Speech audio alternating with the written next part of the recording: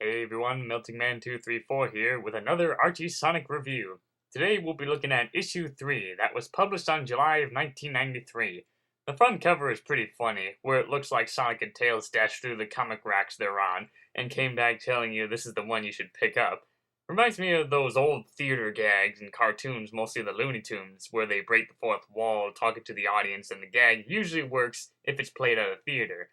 So now let's start off with the first story, known as The Bomb Bugs Me. Sonic overhears that Robotnik is planning to destroy everyone with a bomb, and rushes back to Knothole to alert Sally and the others about it. They notice that this is serious business, and Sally suggests that they should demonstrate a way to stop the bomb, which gives Sonic an idea. Protesting right outside of Robotropolis, wanting the bomb to be banned. This ticks off Robotnik and gathers his SWAT bots and charges at them, thinking they'll be lucky as they are not running away. But it turns out it was all a trap as they ran right into a brick wall, and it turns out that Sonic and the others were projected on the wall to trick them. So the team tried to find the bomb until Robotnik comes back to capture them.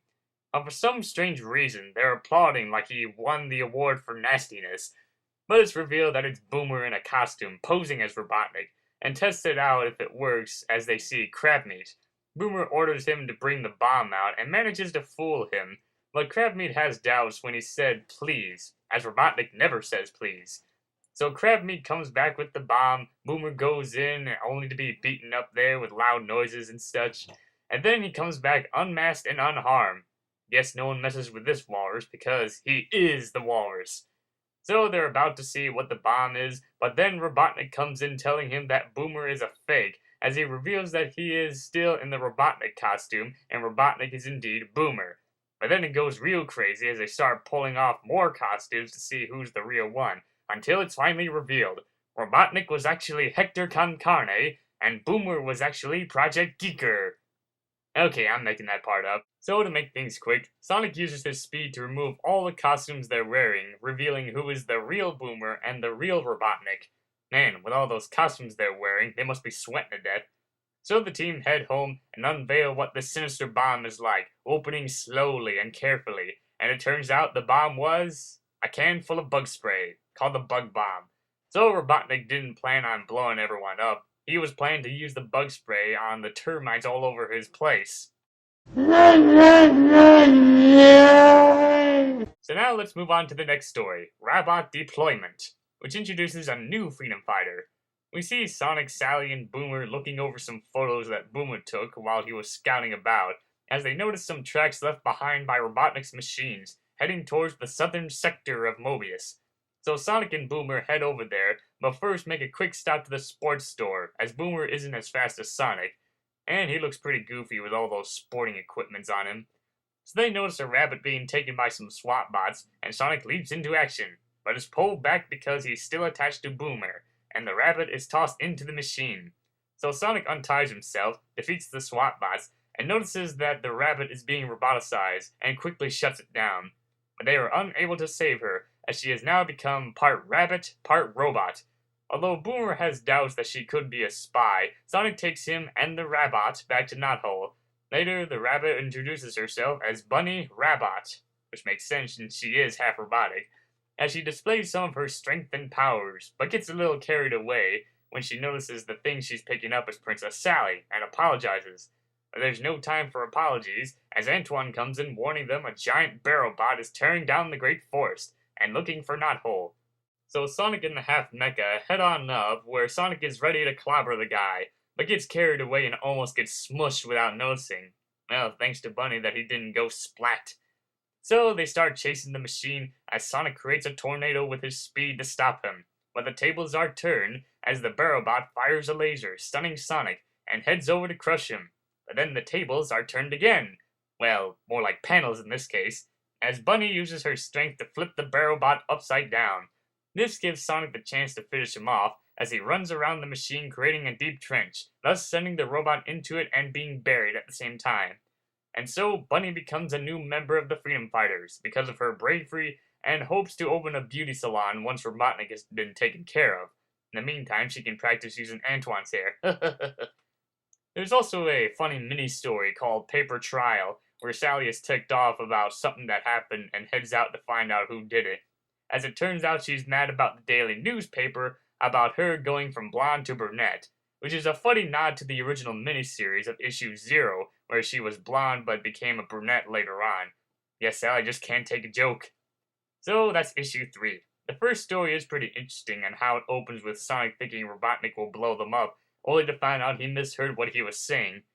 The second story is pretty good, giving Bunnie a nice introduction showing how she became half robotic and a member of the group.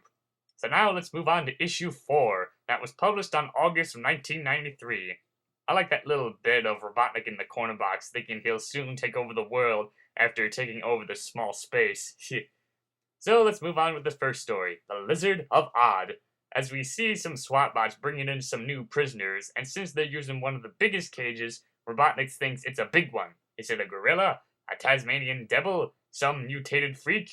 No, it's a puny salamander, which ticks him off and almost kills one of the SWAT bots.